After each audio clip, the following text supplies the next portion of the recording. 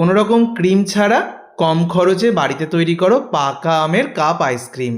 এত সুন্দর খেতে হবে যে দোকান থেকে কিনে খেতে ভুলে যাবে। একদম কম খরচে রেসিপি দেখে ছোট বাচ্চারাও বানিয়ে ফেলতে পারবে, আর ভীষণ সহজ। বাড়িতে এই রেসিপি কম খরচে কিভাবে বানাতে হবে সেটাই দেখাবো। রেসিপির জন্য নিয়েছি পাকা আম। এটা আমাদের বাড়ির গাছের পাকা আম। তো আমটাকে কেটে নিয়েছি, আর দেখো কাটার পর আটির অংশটা বাদ দিয়েছি। আমের যে শাঁস সেটাকে চামচ দিয়ে এইভাবে খুব সহজে আমি মিক্সার জারের মধ্যে নিয়ে নিচ্ছি। তো এখানে আমটা অবশ্যই তোমরা বেশি আইসক্রিম বানাতে চাইলে বেশি নেবে, কম আম দিয়ে বানাতে চাইলে মানে কম আইসক্রিম বানাতে চাইলে কম আম দিয়েই হয়ে যাবে। তো আমটাকে আমি মিক্সার জারের মধ্যে ঘুরিয়ে একদম মিহি করে ব্লেন্ড করে নিয়েছি। আর একটা আম আমি দেখো এরকম একটা আমের অংশ নিয়ে ছুরি দিয়ে সোজাভাবে কাট দেওয়ার পর আড়াআড়িভাবে কাট দিলাম।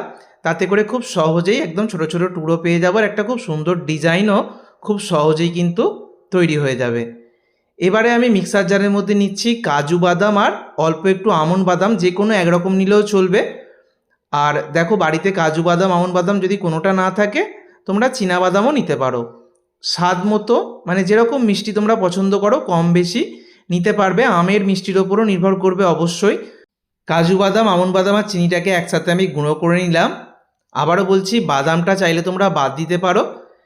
তো বাদামটা দিলে খেতে খুবই ভালো হবে, যেহেতু কোনো রকম ক্রিমের ব্যবহার করব না। আর এখানে নিয়েছি আমি লিকুইড দুধ, ওই 200 ml মতো লিকুইড দুধ নিয়েছি। তার মধ্যে 1 প্যাকেট 10 টাকা দামের গুঁড়ো দুধ আর হাফ চামচ কর্নফ্লাওয়ার দিলাম। এই কর্নফ্লাওয়ারটা দেওয়ার কারণে দুধটা তাড়াতাড়ি ঘন হয়ে যাবে। আমি দুধটা একদম শেষে তোমাদেরকে দেখিয়ে দেব। তো দেখো দুধটাকে জাল দিয়ে আমি অর্ধেক করে নিয়েছি, আর দুধটা কত সুন্দর ঘন হয়ে গেছে। এখন গরম রয়েছে, সম্পূর্ণ ঠান্ডা করে নিতে হবে। আর সম্পূর্ণ ঠান্ডা হওয়ার পর তোমাদেরকে দেখিয়ে দিই, দেখো কত সুন্দর হয়েছে, একদম মালাইয়ের মতো হয়ে গেছে। তো এরকমই হয়ে যাবে যেহেতু আমি কর্নফ্লাওয়ার দিয়েছি। তবে বাড়িতে কর্নফ্লাওয়ার না থাকলে কর্নফ্লাওয়ারটাও বাদ দিতে পারো। আমি একদম সহজভাবেই তোমাদেরকে বলে দিচ্ছি। চিনি, পাকা আম আর লিকুইড দুধ এই তিনটে অবশ্যই লাগবে। যদি একটু বাদাম আর কর্নফ্লাওয়ার দেওয়া যায় তাতে করে অনেক বেশি সুন্দর হয়ে যায়। তো আমি যে গুঁড়ো করা চিনি, আমন্ড বাদাম, কাজু বাদাম সেটা আমের সাথে দিয়ে দিয়েছি, আর যে ঘন করা দুধ সেটা দিয়ে দিয়েছি। সব কিছুকে একসাথে আমি মিক্সার জারের মধ্যে ঘুরিয়ে নিয়েছি। আর তাতে করে দেখো মিক্সারের মধ্যে যে মিশ্রণটা পেয়েছি তার ঘনত্বটা আমি দেখিয়ে দিচ্ছি, কত সুন্দর হয়ে গেছে। ভালো করে মিক্সার জারের মধ্যে সমস্ত মিশ্রণটাকে 30 সেকেন্ড মতো ব্লেন্ড করলে এরকমটা হয়ে যাবে। এবার আমি ছোট ছোট কাপের মধ্যে আইসক্রিমগুলো বসাবো। এগুলো বাজারে খুব সহজেই পাওয়া যায়, থালাবাটি গ্লাস যেগুলো পাওয়া যায় যে দোকানগুলোতে অনুষ্ঠান বাড়ি সেই দোকানই পেয়ে যাবে।